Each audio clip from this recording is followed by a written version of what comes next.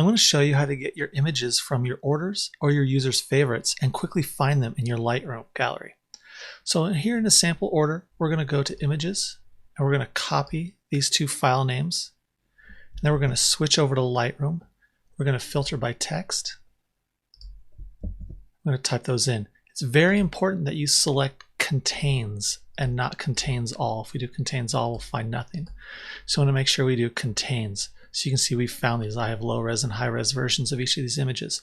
So I found both of these in my Lightroom gallery really fast.